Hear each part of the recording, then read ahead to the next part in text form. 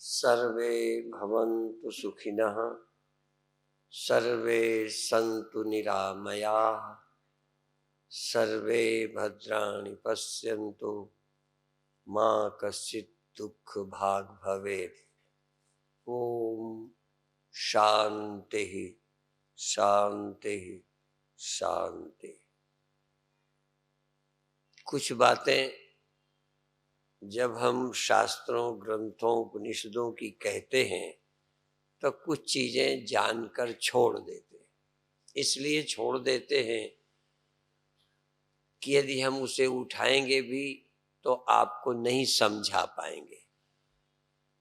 तो कभी कभी उतनी ही बातें कहते हैं जितनी आज समझ में आएंगी, कल या कभी वो भी कहेंगे जो आज नहीं कही। तो हम अपनी और आपकी बुद्धि का स्तर समझते हुए एक चर्चा शुरू कर रहे हैं कि जगत ऐसे का ऐसा बना रहे, पर ये यदि मेरी दृष्टि, मेरी बुद्धि इस जगत से हट जाती है और मेरी बुद्धि जहाँ होती है मेरे लिए फिर वही सच हो जाता है। ये सच होते हुए भी मेरे लिए नहीं होता। उदाहरण दूंगा कि अभी यह जगत हमारे लिए है, भले हम नहीं समझ पाते, स्वप्न को भी उस समय हम यही जगत समझते हैं। स्वप्न का जगत नहीं, स्वप्न को भी हम यही वाला जगत समझते हैं।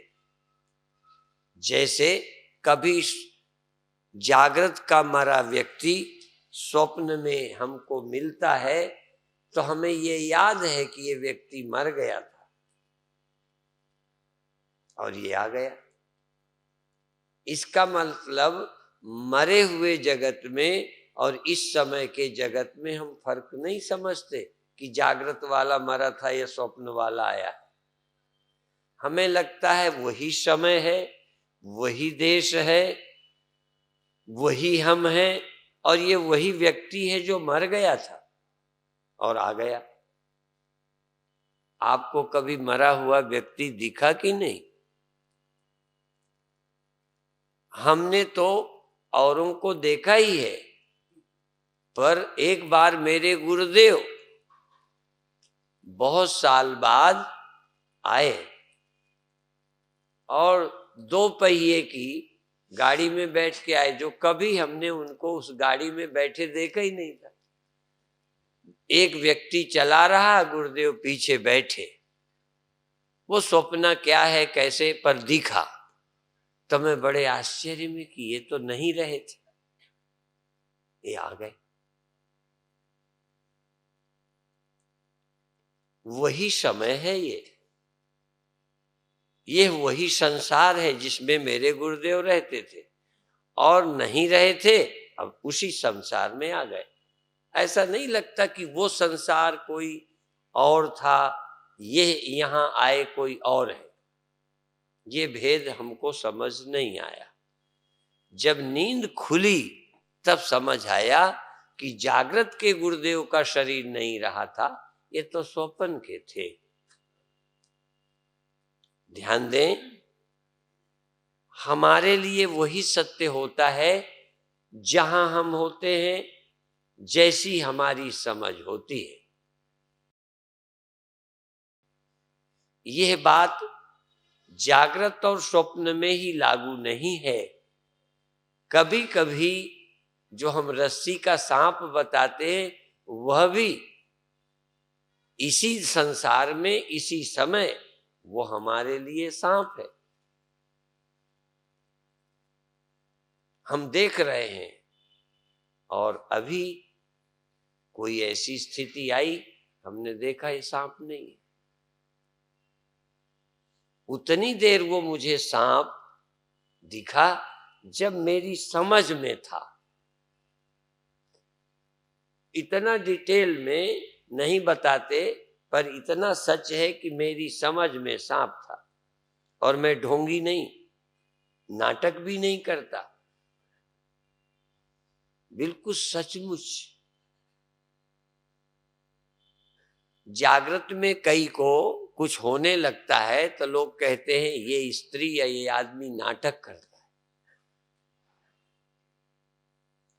कई ऐसे अनुभूतियां कई लोगों को होती हैं तो आर्य समाज कहता था ये ढोंग है सब। ढोंग में और मिथ्या में फर्क है। ढोंग उसे कहते हैं जिसको मैं जानता हूं कि ये झूठ है और फिर भी करके दिखाता हूं। स्वप्ना हम ढोंग नहीं कह सकते। कोई भी व्यक्ति अपने सपने को ये नहीं कह सकता ये ढोंग था, या किसी के आए हुए सपने को उसने बताया तो हम कहें ये स्वप्न में तू ढोंग कर रहा। बिल्कुल ढोंग नहीं करते। हम रस्सी में सांप देखने का ढोंग नहीं करते, हमें दिखता है। ढोंग उसे कहते हैं जो हम जानबूझ करके, असलियत पता है दिखाते कुछ। हमें देवी आई, हम ढोंग कर सकते हैं। हमें देवी ध्यान में दिखी, ये ढोंग नहीं है। हमें रोशनी हुई, हम ढोंग नहीं कहते। ध्यान रखना, खंडन का अर्थ दूसरा है। स्वप्न ढोंग नहीं है, फिर भी सच नहीं।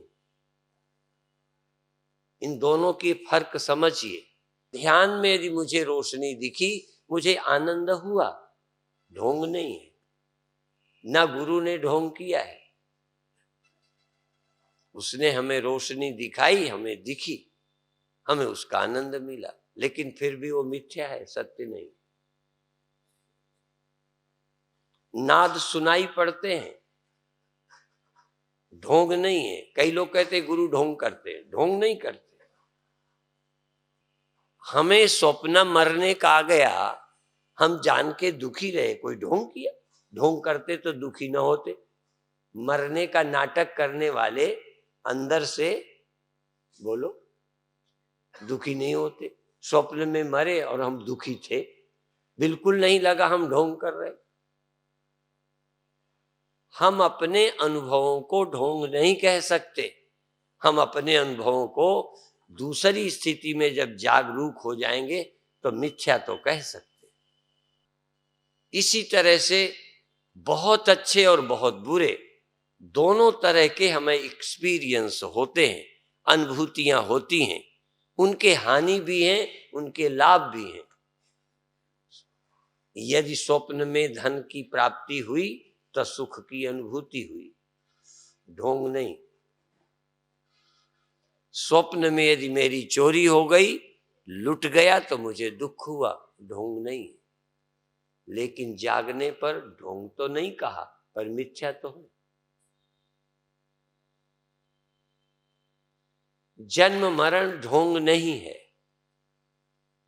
सुख दुख ढोंग नहीं है, पर सुख दुख मिथ्या है। इसीलिए जो नर दुख को दुख नहीं माने। अब मिथ्या को मिथ्या जानते ही जरा सा जागे, देखा ये तो ख्याल है, और हम भूख को ख्याल नहीं मानते, ठंडी को ख्याल नहीं मानते। यद्यपि ख्याल से काफी उसका संबंध है, पर गरीबी को हम ख्याल मानते। धन की कमी से कोई भूखा है, धन की कमी से, कपड़े की कमी से कोई ठंडी में कष्ट उठा रहा है, वो ढोंग नहीं है, झूठ भी नहीं है, फिलहाल समझे। लेकिन मैं धनी हूं, ये एक ख्याल है। मैं गरीब हूं, ये भी एक ख्याल है। धन का अभाव है, इसके कारण कपड़ा नहीं ले पाया, ठंडी लग रही। धन का अभाव है, भोजन नहीं मिला, भूखा हूं, ये केवल ख्याल नहीं है। पर धनी होना और गरीब होना ये एक ख्याल है। और यदि धनी होने के ख्याल को तुम ख्याल समझ लो अच्छी तरह, तो धनी होने का पागलपन मिट जाए। हम धनी होने के लिए पागल हुए पड़े। क्यों? लगता है धनी हो गया हूं, बड़ा हो गया हूं। ये बड़े होने का ख्याल इंफीरिटी और सुपीरियरिटी, मैं छोटा हूं, मैं बड़ा हो जाऊं, मैं बड़ा हो गया हूं, अभी और बड़ा होना बाकी है, सिर्फ ख्याल। न कद बड़ा हुआ, न सुख बड़ा हुआ, न रोग कम हुए, न समस्या कम हुई, न चिंता कम हुई, बल्कि बड़े बड़े जो दिसे लोग, चिंता रोग बढ़ा है, फिर भी हम पागल हैं कि बड़े हो गए।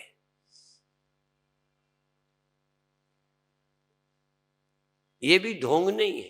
यदि ये ढोंग होता तो बड़े होने के लिए पागल ना होते, नाटक करते। बड़े होने का नाटक नहीं किया तुमने, बड़े होने का सचमुच ख्याल तुम्हारे अंदर आया है। छोटे होने का ख्याल है, तुम्हें दुखी किए रहता है। छोटे होने का ख्याल दुखी किए, और इसलिए कुछ बड़ा हो जाऊंगा तो कुछ राहत मिलेगी, इसलिए बड़े बड़े राजनैतिक, बड़े बड़े पूंजीपति, सेठ साहूकार सब पागल हुए पड़े। यद्यपि तुम पूरा समझ जाओगे मुझे भरोसा नहीं। कभी कभी तो मैं देखता हूं साधुओं को ही ये समझ नहीं आया, तुम्हें क्या आएगा? समझे ही नहीं आता कि एक दिमागी पागलपन। न बड़े होने से रोटी ज्यादा खाई जाए, ये भी नहीं कि रोटी ज्यादा हजम होने लगी, बल्कि कम हजम होने लगी, हाजमा खराब हो गया, फिर भी बड़े। और यदि बड़े नहीं होना, छोटे नहीं होना, तो राष्ट्र की नहीं, विश्व की तमाम समस्याएं हल। और दो चीजें निकाल दो, छोटा हूं नहीं, बड़ा होने की जरूरत नहीं, पागलपन। अब आप बताओ आपको क्या तकलीफ? ठंडी की होगी, उसका समाधान विज्ञान के पास है।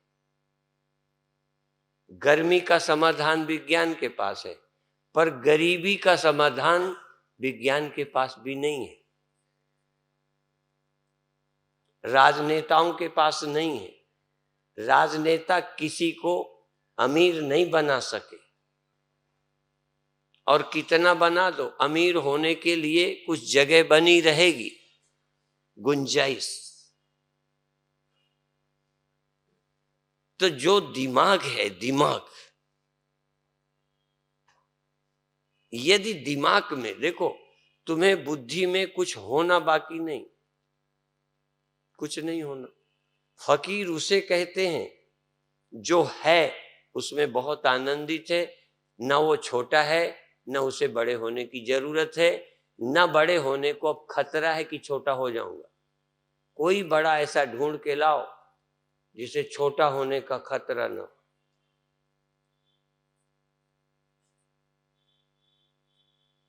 क्योंकि जो चीजों से मन को जोड़ के दिमाग में सोच रखा है कि मैं बड़ा हूं, वो निश्चित गरीब होगा, छोटा हो जाएगा। जो शरीर को, आत्मा को नहीं, मैं को मैं मान के नहीं जिंदा है, देह को मैं मानकर जिंदा है, वो जिंदा कम है, मरेगा जरूर।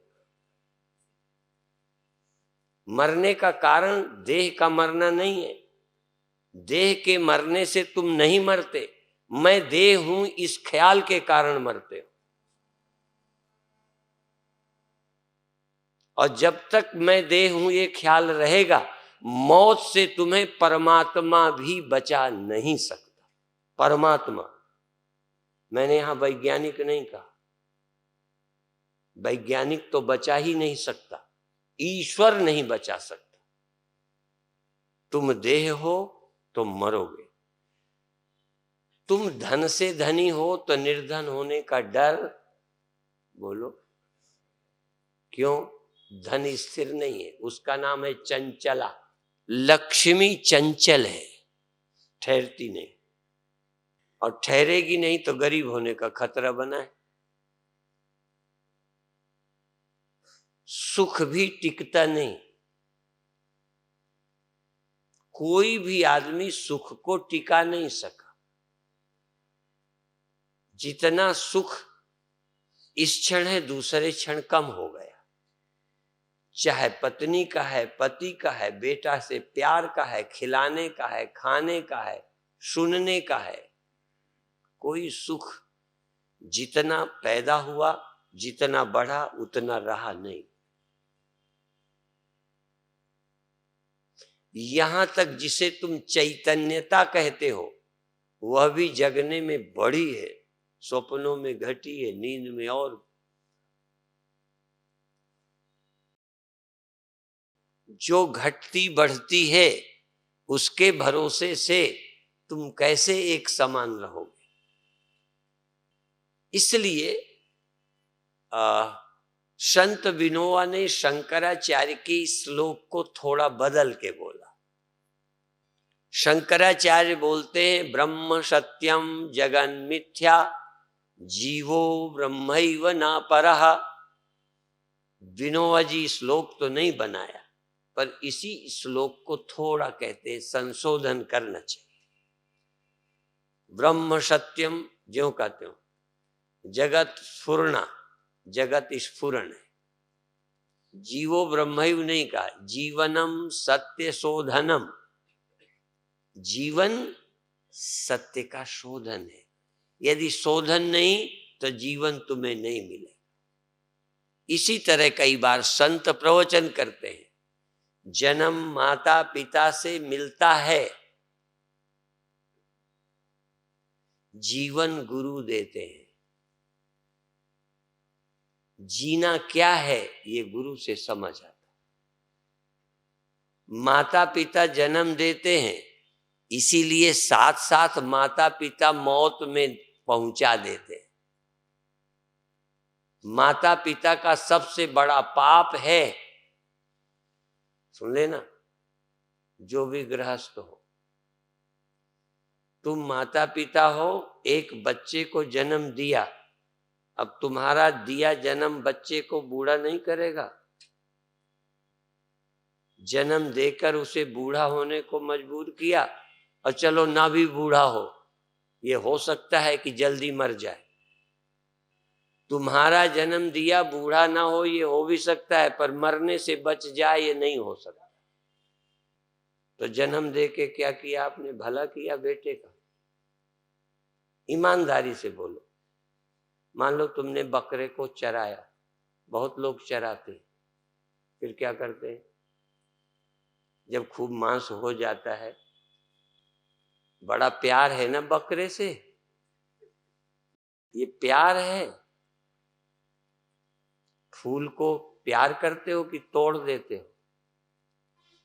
कली को मसल देते हो? कामी लोग 7 वर्ष की बच्ची के साथ बलात्कार करते हैं, प्यार करते हैं। इसे प्यार की संज्ञा दी जा सकती।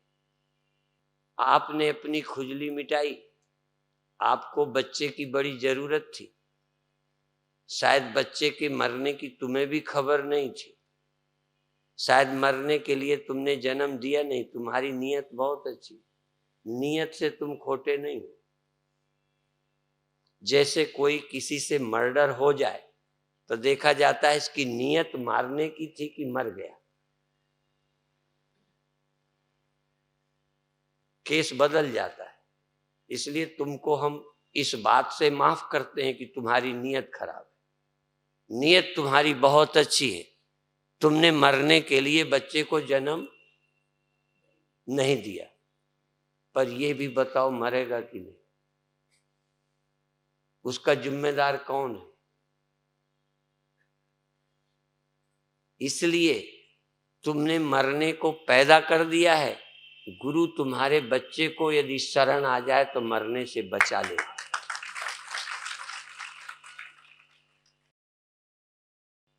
इसलिए गुरु जीवन देता है, गुरु जन्म नहीं देता, जन्म तो लोगों ने दिया है। तुम्हारे जन्म की रक्षा, नहीं मरता इस सत्य को जनाता है और तुम्हारे जन्मे हुए बालकों को मृत्यु से बचा लेता है। और जो बचा ले वही गुरु,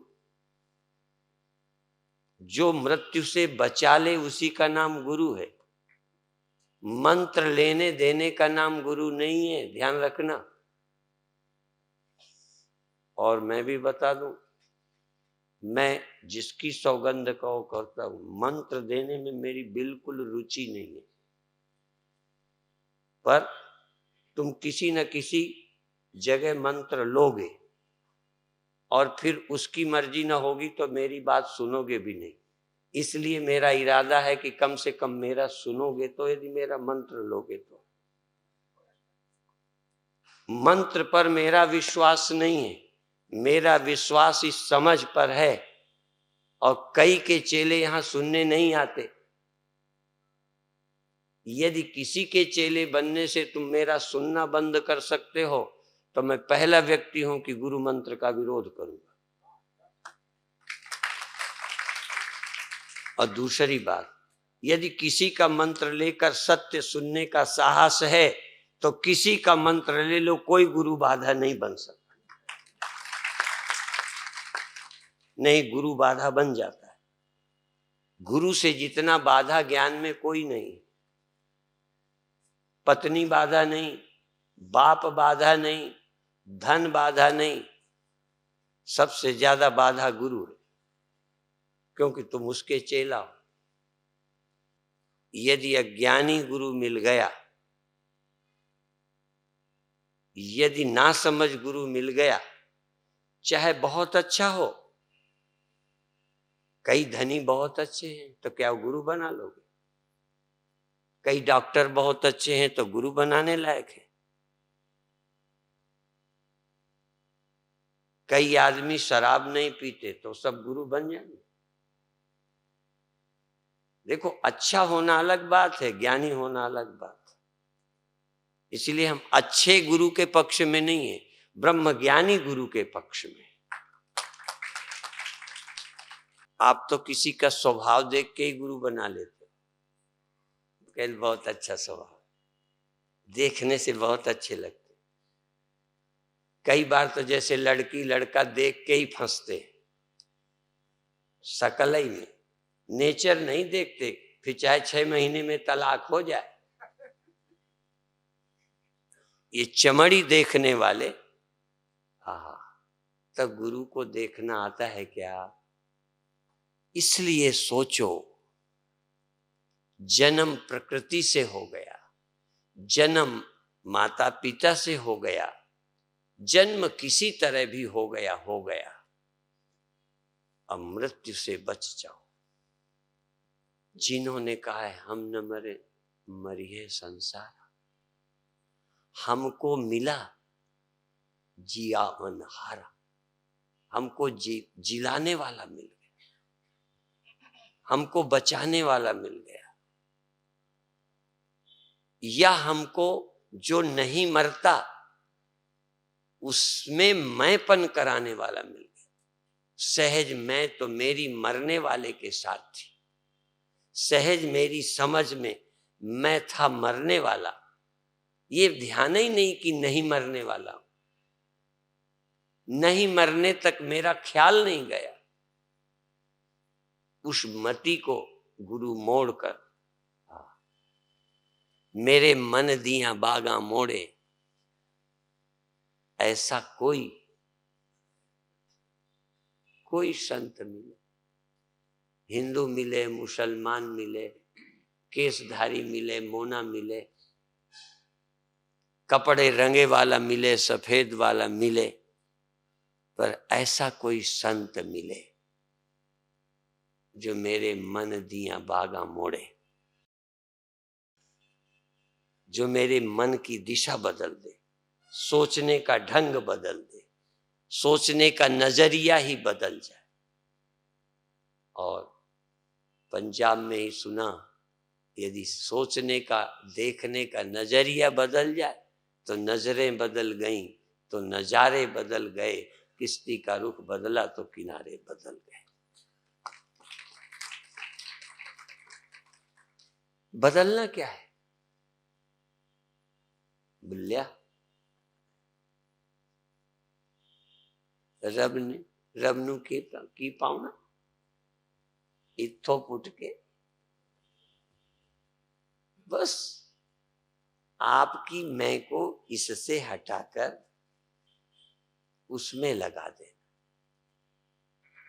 आप ये हैं मर जाने वाले, आप वो कहना जरा गड़बड़ लगता है, पर कैसे कहूं, यह में मैं मर गए, वह में मैं बच गए। और बनावटी नहीं, देखो इसमें मैं बनावटी है, ये भी ध्यान रखना, इसमें मैंपन बनावटी है, ये विजाति से मिले हो, इसलिए ज्योति ज्योत रली, ज्योति ज्योत रली। यहां ज्योति ज्योत नहीं रली, ज्योति जड़ में रल गई, ज्योति देह में मिल गई, ज्योति जड़ में मिल गई, चेतन अचेतन में मिल गया, जाति में नहीं मिली, इसलिए ज्योति ज्योत रली। चेतन चेतन में चला गया, अभी चेतन अचेतन में मिला है, ज्योति अंधकार में मिली है, इसलिए तमसो मां ज्योतिर्गमय, असतो मां सद्गमय, मृत्योर मां अमृतम गमय। यही अमृत है, यही मृत्यु है, इधर मृत्यु है, उधर अमृत है। एक गीत सुना था, मुझसे चुना नहीं जाता, एक और संसार है, एक और हरि है, मुझसे चुना नहीं जाता, चुनाव नहीं करते बनता। तो दृश्य से दृष्टा की ओर यात्रा, जड़ से चेतन की ओर, नाशवान से अविनाशी की ओर। इंद्रियां जड़ हो जाती हैं, तुलना में मन ज्यादा देर चेतन रहता है।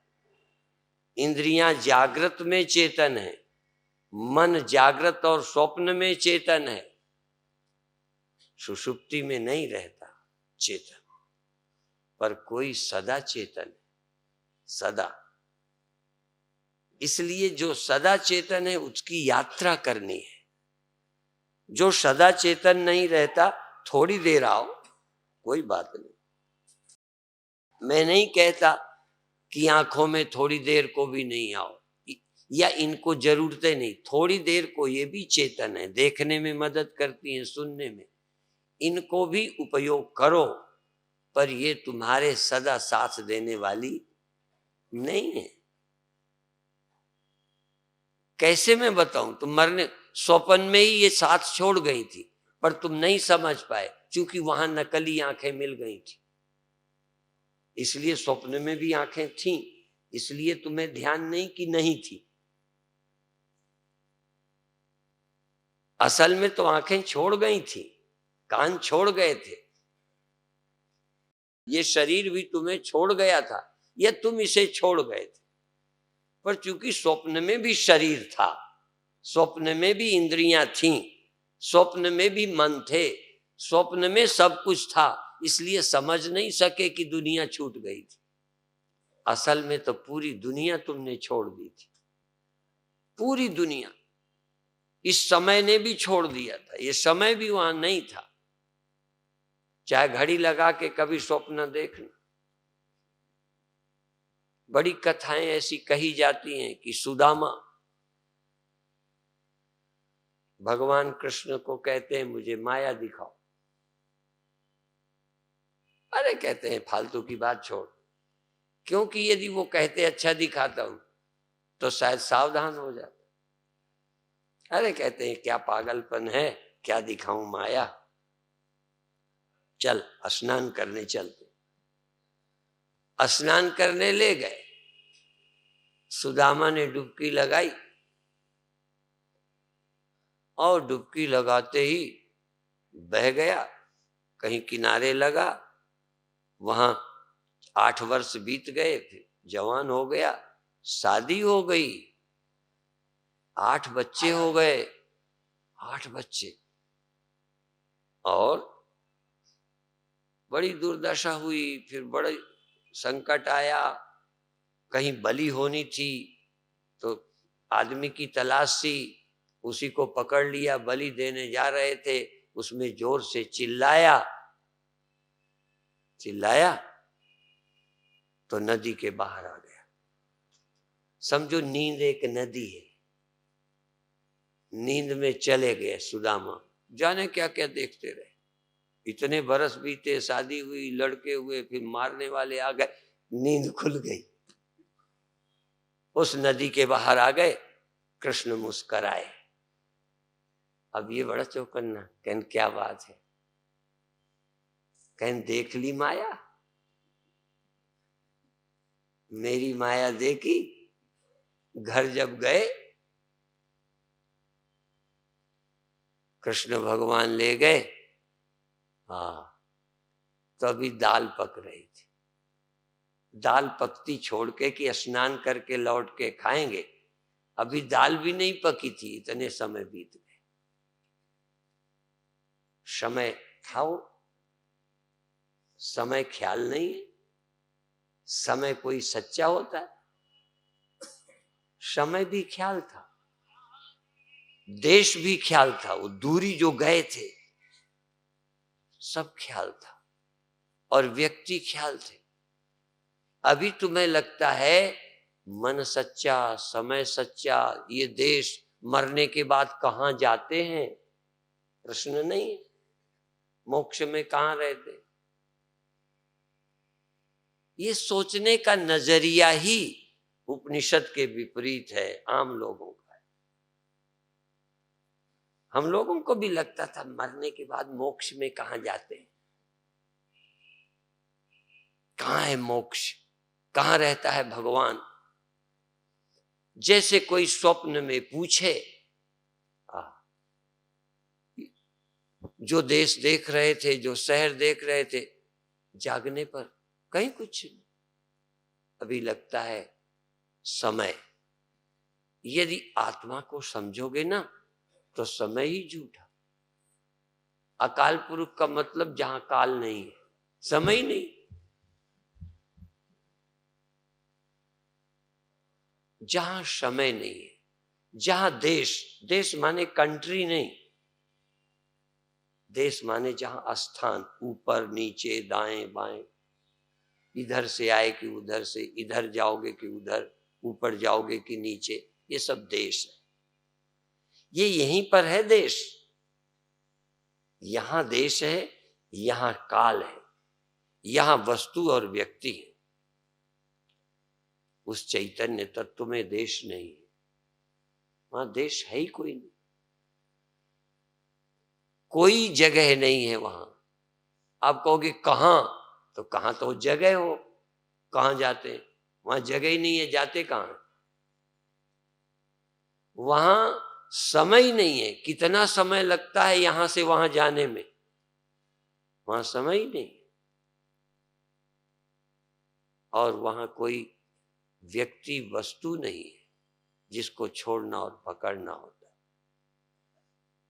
इसलिए आप,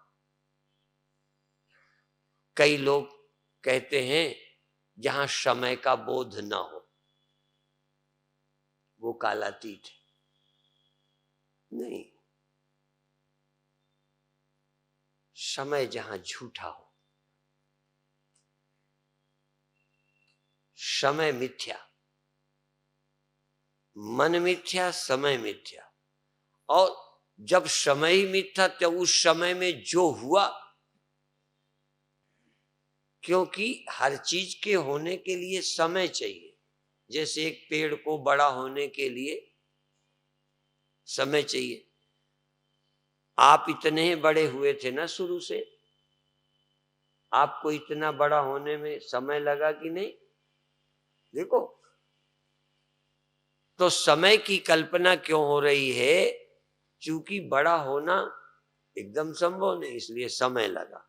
अभी फूल है फिर फल लगा, अभी बच्चे हो फिर जवान हुए, आप फिर जागे हो फिर सोए। समय समय की अनुभूति हो रही है, लेकिन जिसमें जरा भी कभी चेंज होता ही नहीं। इसलिए आत्मा में कोई काल नहीं है, समय। आत्मा में कोई देश ऊपर नीचे नहीं है, ऊपर नीचे नहीं, दाएं बाएं नहीं। दाएं बाएं हम जहां हैं तहां है। यहाँ समय भी है, दाएं बाएं भी है, आगे पीछे भी है, पूर्व पश्चिम भी है, ऊपर नीचे भी है। ब्रह्म न ऊपर न नीचे, देश नहीं है, समय नहीं है। ब्रह्म में ब्रह्म के सिवा कोई वस्तु नहीं है। उस सत्य को समझना है। समझने के बाद सब ध्यान में, पहले समय का ध्यान, फिर समय से छुट्टी। पहले मन, फिर मन भी नहीं। पहले कोई वस्तु व्यक्ति का सहारा, इंद्रियों का, फिर न इंद्रियां हैं न विषय है। कहाँ लगाएं मन, कहाँ लगाएं? यहां की वहां। अब देखो, यहां वहां, मन भीतर की बाहर, ये सब देश की बात है। पर शुरू में चूंकि अभी हम किसी देश में हैं, इसलिए चलने का ख्याल आएगा ही, जाने का ख्याल आएगा। तो अभी हमें लगेगा कि मरने पर कहाँ जाते हैं, भगवान कहाँ रहता है, ये प्रश्न उठते हैं। पर आत्मज्ञान के बाद ये सब प्रश्न समाप्त हो जाते। हमको भी उठते थे, सच बात। कहाँ जाते हैं? क्योंकि जाना आना साफ लगता है। और हम वेदांत जब पढ़ते थे तो प्रवचन गुरुदेव से सुनते थे, गुरुदेव से पूछने को डरते थे। तो जो हमारे गुरु भाई वाराणसी पढ़ते थे ना, जैसे दशम गुरु जी ने कुछ लोगों को काशी पढ़ने भेजा था, ऐसे ही हमारे गुरुदेव पढ़े तो थे नहीं, तो हमारे बहुत चेले वेदांताचार्य करते थे, पढ़ के आते थे वाराणसी से। तो जो हमारे गुरु भाई पढ़े थे उनसे पूछते थे कि सजाति विजाति स्वगत भेद शून्य ब्रह्म है, ये कैसे? सजातीय भेद साफ है, विजातीय भेद साफ है। हम चेतन, ये दीवाल जड़ है। हम चेतन, तुम चेतन, पर तुम ये जानवर, हम आदमी नहीं, हम जानवर नहीं, स्त्री पुरुष। ये सजातीय भेद है, विजातीय भेद है, स्वगत भेद है। ये मेरी आंख है, ये कान नहीं है, ये कान है, आंख नहीं है, ये हाथ है, पांव नहीं है, ये पांव है, हाथ नहीं है, ये पीठ है, पेट नहीं, स्वगत भेद है। ये सजाती विजाति स्वगत भेद शून्य ब्रह्म कैसे है, समझ नहीं आता। हाँ, कभी कभी तभी कहता हूं ना कि कुछ बातें तो हम सभा में छेड़ते ही नहीं, कि छेड़ेंगे तो किनारे न लगा पाएंगे, तो आपको लगेगा बोर हो गए। इसलिए तुम बोर ना हो जाओ ना, इसलिए कई बातें नहीं उठाते, धीरे धीरे। तो अभी आप समझिए, जो जो बदल जाता है, जो जो नहीं रहता है, वो मैं नहीं हूं। कैसे मान लू नहीं हूं? कैसे मान लू कि मैं नहीं हूं? यही तो बात है ना। मैं देह नहीं हूं कैसे मान लू? मैं मन नहीं कैसे मान लू? मैं इंद्रियां नहीं कैसे मान लू? समझने के लिए थोड़ा सा सहारा देते हैं। देखो, ये मेरे हाथ में कपड़ा है, ये कपड़ा है ना, हाँ, और ये देखो गांठ है। नहीं हो तो बताना, बोलो है कि नहीं, बोलो है। अब ये दो तरह से पूछूंगा। एक ये है कि कपड़ा गांठ नहीं है, पहले समझाएंगे कि कपड़ा गांठ नहीं है, गांठ कपड़ा नहीं है, ये दो चीजें हैं। कपड़ा और चीज है, गांठ और चीज है। क्यों? क्योंकि दोनों के लक्षण भिन्न है। गांठ रही नहीं, कपड़ा भी है। यदि ये दोनों एक हैं तो गांठ रही क्यों नहीं? इसलिए गांठ है, दिखती है, पर गांठ कपड़ा नहीं है। कपड़ा तो सदा रहता है, गांठ नहीं रहती। इसलिए कपड़े को समझाएंगे कि तू गांठ नहीं है, क्योंकि उसके अंदर ये भ्रांति है कि मैं गांठ हूं। अभी कपड़े का उसे पता ही नहीं, गांठ हूं, मैं नहीं रहूंगी। उसे समझाना है कि तू गांठ नहीं है, तू गांठ के बिना है, गांठ के न रहने पर भी है। पर समझ तो उतनी देर ही काम करती है जितनी देर गांठ है।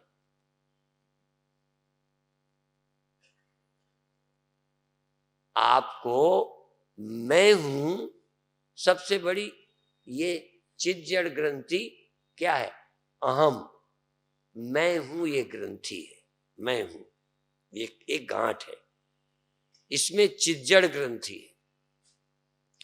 और मैं हूं बस उसी एरिया में लगता है कि चेतनात्मा है। जहां मन है, बुद्धि है, वहीं लगता है कि मैं हूं। और जहां मन है तहां लगता है हूं। इस समय मन बुद्धि देह में है, तो तुम कहां हो?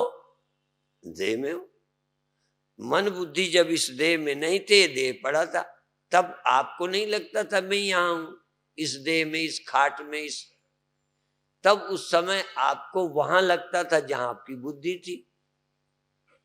इसका मतलब आप वहां हैं जहां आपका मन है। यद्यपि ये आत्मा की सच्चाई नहीं है, पर फिलहाल समझने का तरीका यही है कि तुम कहां? जहां तुम्हारा मन। यहां तुम्हारा मन, तुम यहां हो। स्वप्न में तुम्हारा मन, तुम स्वप्न में थे, और जहां थे वहीं के सुख दुख थे। उस समय यहां के सुख दुख तुम्हारे पास, चूंकि यहां थे ही नहीं, तो यहां तुम्हारे पास नहीं था। तुम्हारे पास जो था, और तरीका तो कोई नहीं है, नहीं तुमको मैं सपने में रखता, इसको मार देता, तो तुम नहीं मरते, मुझे मालूम है, तुम वहां जिंदा रहते। है कठिन काम, पर इसके मरने से तुम नहीं मरते। अब देखो, इसके आनंद से पड़े होने पर आपको आनंद नहीं था, आपको वहां तकलीफ थी, ठंडी थी, मच्छर काट रहे थे, कोई कुत्ते मिल गए, अब वो तकलीफ थी। ये आराम में पड़ा है, कोई आराम नहीं। तो आराम तकलीफ तुम्हारी कब? जब आराम वाले में तुम आए तब आराम में हो, जब तकलीफ वाले में थे तो तकलीफ में थे। तुम क्या हो? और जब मन कहीं ले न गया, न स्वप्न में न जागृत में, उस समय मन ही खो गया, तो तुम्हें कोई तकलीफ नहीं थी। तुम क्या हो? मन। जैसा मन तैसे तुम, जहां मन तहां तुम, जो मन सो तुम। तुम आदमी, आदमी हो। चलो मान लेते हैं जागृत में तुम आदमी हो, ठीक है, ये तुम आदमी हो, ये स्त्रियां, ठीक है। स्वप्न में तुम क्यों आदमी बने? वहां तो स्वतंत्र थे। वहां क्या सचमुच वाले आदमी थे? इसका मतलब यदि आपकी बुद्धि आदमी बन जाए तो हो गए। और अभी भी आदमी होने में तुम्हारी बुद्धि तो है। और तभी तो हमारे गुरु महाराज कहते हैं, अंतमति सोगति। जैसी तुम्हारी मति होगी तैसे ही तुम्हारी गति होगी। तुम यदि स्त्री का सुमिरन करते मरोगे बच्चों का सुमिरन करते मरोगे, लक्ष्मी का सुमिरन करते मरोगे, मकान का सुमिरन करते मरोगे, तो जो जो बताया वही वही हो जाओ। और यदि नारायण का सुमिरन करते हुए शरीर छोड़ोगे, ये बातें नहीं है। देखो अभी हमारी सच्चाई है कि जो सुमिरन करोगे सो हो जाओगे, जो देखोगे वही हो जाओगे, जो जानोगे वही हो जाओगे। पर हमें बताना है जो जानोगे सब झूठ है, जो हो उसे जानो। फर्क है। अभी तुम जो जानते हो सो हो जाते हो, फिर एक बार जब तुम ब्रह्म जानोगे ब्रह्म हो जाओगे, फिर और बताएं, फिर तुम कुछ और जानोगे नहीं और कुछ होगे ही नहीं। अभी तुम जवान जानते हो बूढ़े होगे, बूढ़े जानते हो मरोगे, वो सोच चलेगी। अभी बच्चे हो जवान होगे, अभी धनी हो गरीब होगे, डरोगे, गरीब हो अमीर होने की कोशिश करोगे, अभी जैसी बुद्धि हो जाएगी तैसे हो जाओगे। एक समय ऐसा आएगा, एक बार बुद्धि हो जाए, फिर तुम कुछ हो ही नहीं सकते ब्रह्म के सिवा, क्योंकि और सब होने झूठे लग जाएंगे। एक सवाल का हल, एक सवाल का उत्तर, एक बच्चे ने पहले कुछ दिया, दोबारा लगाया तो कुछ दिया, तिबारा लगाया तो कुछ दिया। एक बच्चे ने एक सवाल के सैकड़ों उत्तर दिए। कभी बच्चों से लगवा के देखना, बहुत उत्तर देंगे। और एक समझदार ने जब ठीक ठीक एक उत्तर दे दिया तो उससे कहो नए उत्तर निकाल दे तो मैं जानू। अब दो उत्तर निकाल दे। जब तक झूठे एक सवाल लगाते रहे, सवाल लगाने की अकल नहीं थी, जैसा सवाल लगाया वही लगने लगा, जो समझ में आया सोई सत्य हो गया। पर जब एक बार सत्य की समझ आ गई तो झूठी समझ पैदा होनी ही बंद हो गई। यह है सच्चाई।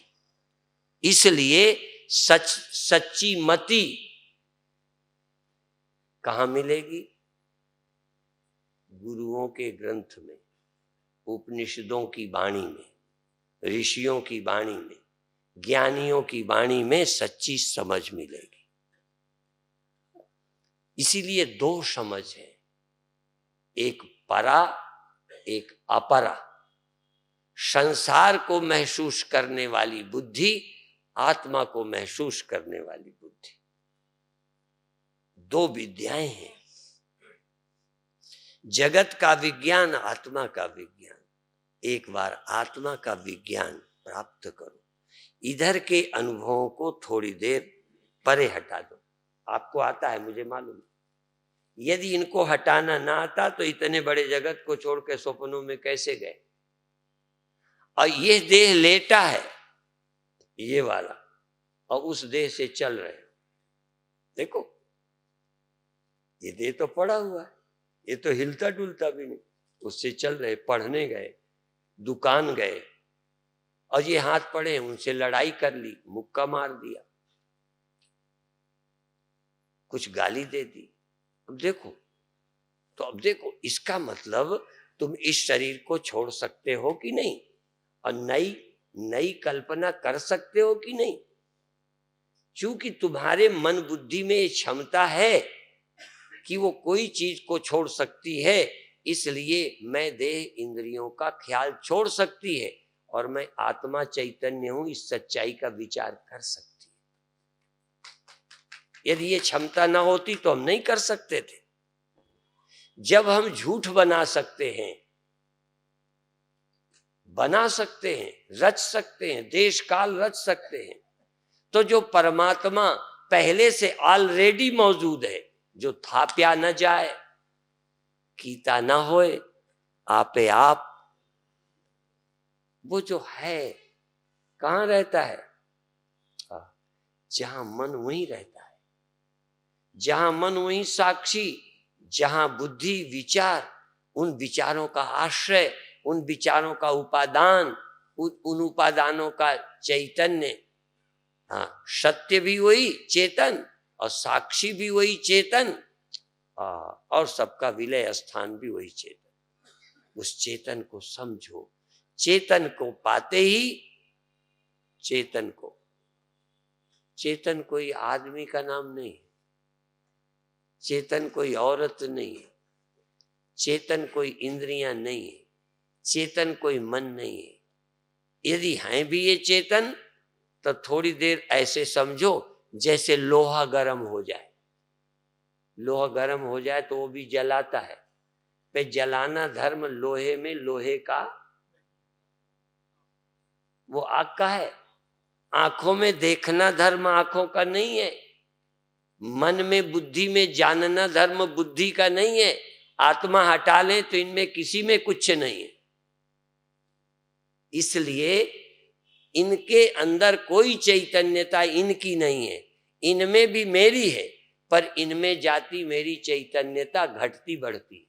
लोहे में गर्मी, बोलो, घटती बढ़ती, चूंकि उसकी है ही नहीं। चाय में गर्मी, पानी में गर्मी पानी की नहीं है, आग की है, इसलिए वो थोड़ी देर रहेगी, चली जाएगी।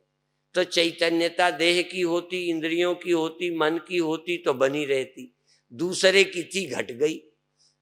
देखो बैटरी चार्ज की, चार्ज करते हैं ना, फिर क्या हो जाती है, डाउन हो जाती है, डिस्चार्ज हो जाती है, फिर चार्ज करो।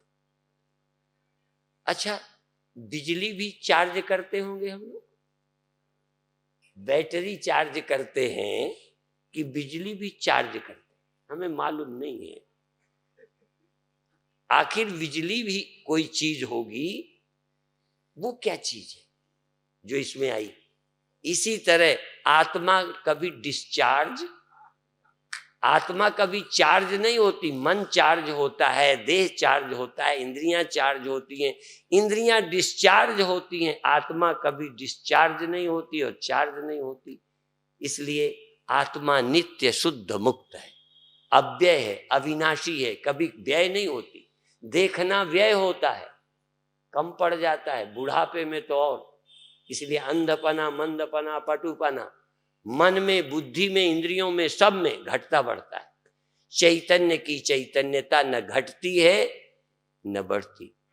राई घटे न तिल बढ़े। यद्यपि ये कहीं कर्मों के लिए कहा है, पर हम आत्मा के लिए कहते हैं। आत्मा न राई घट सकती है न बढ़ सकती, और वो तुम्हारे में है, पर तुम्हें घटने बढ़ने वाला मिला है, जो घटता बढ़ता नहीं वहीं बैठा है। इसलिए नवे गुरु जी की बात कहाँ ढूंढो, तो ही संग समाई। इसलिए उसको ढूंढो, जो घटे बढ़े उसे कह देना ये आत्मा नहीं है, ये मन है। जो कभी जागे कभी सोए उसे कहना ये बुद्धि है। जो कभी गर्म हो कभी ठंडा हो जाए उसे लोहा कहना, उसे पानी कहना, चाय कहना, आग मत कहना। और यहां तक आग भी जले और बुझे उसे भी सच्ची आग मत कहना। सच्ची आग आज तक बुझी ही नहीं, पर वो दिखती नहीं। जो आग दिखी है वो भी बुझी है। आपके घर में रोज आग होती है कि नहीं?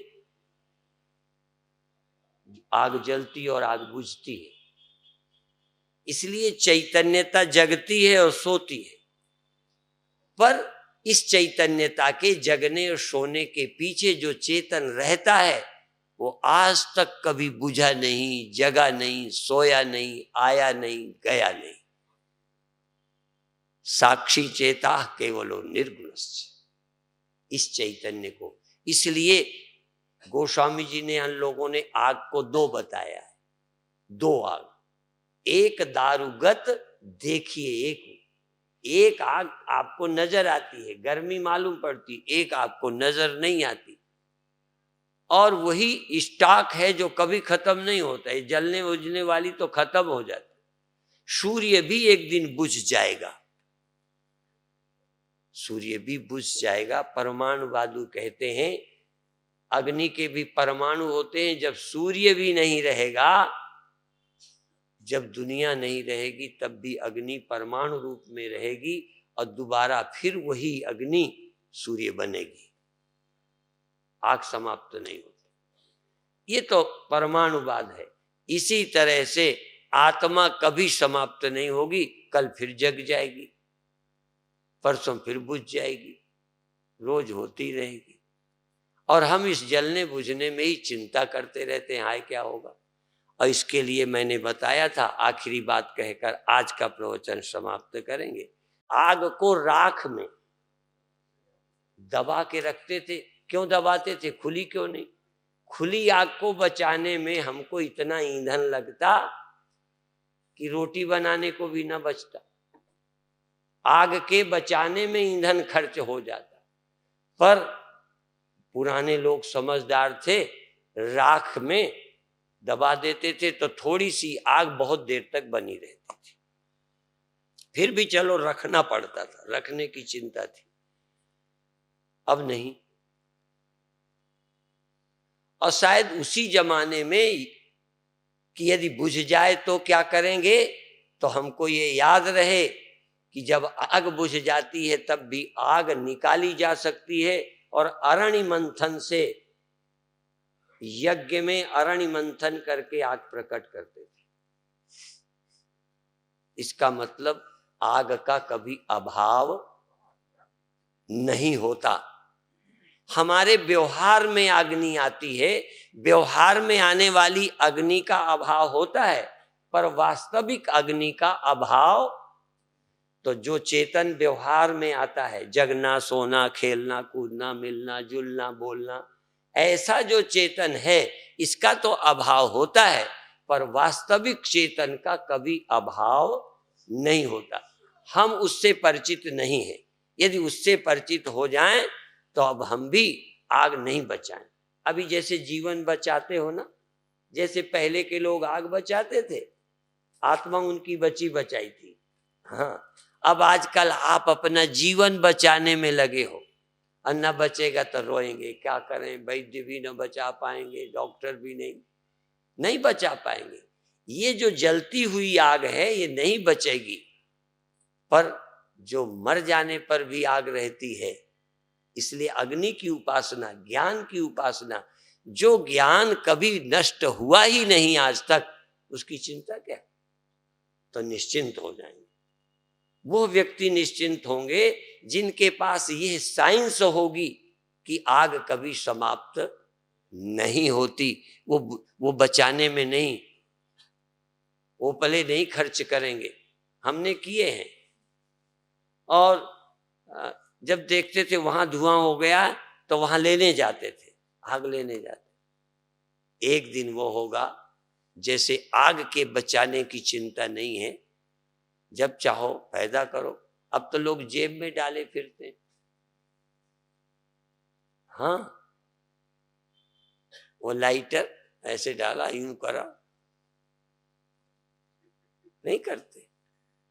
ये ब्रह्म ज्ञान भी इतना आसान है, पर तुमको पता ही नहीं चलता कि ये मैं ये ऊपर की मैं को लिए हो। इसलिए अंतर के सत्य को देखो, जो इस अहम के जागृत होने के पहले है और अहम के विलय होने के बाद भी रहता है। उस ब्रह्म को समझो, वही ब्रह्म सदा सर्वत्र रहता है। शेष चर्चा कल फिर करेंगे। तुम भी इस सत्य को समझो और इन गुरुओं की वाणी का, उपनिषद की वाणी का, गुरु वाणी का देखो कैसे बताऊं। ये सुखमनी साहब रोज पाठ करें, उसमें लिखा ब्रह्म ज्ञान आत्मज्ञान की महिमा पढ़ने में आती होगी कि नहीं? अच्छा, पढ़ने के बाद ब्रह्म ज्ञान की उत्सुकता होनी चाहिए कि नहीं? जब इतनी महिमा है ब्रह्म ज्ञान की, ब्रह्म ज्ञानी की, आत्मज्ञानी की, तो अपन को आत्मज्ञानी बनने का मन। धनियों की महिमा सुनी, धनी बने।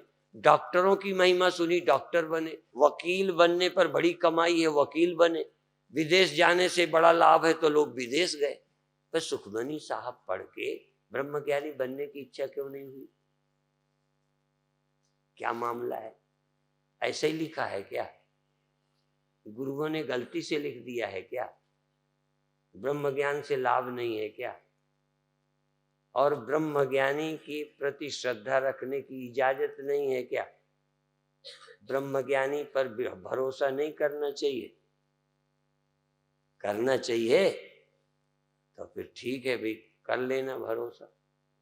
और जी ऐसे ही लिखा हो तो जब तुम्हें गुरुवाणी पर ही भरोसा नहीं तो मेरे पे क्या करोगे? बाकी चर्चा कल फिर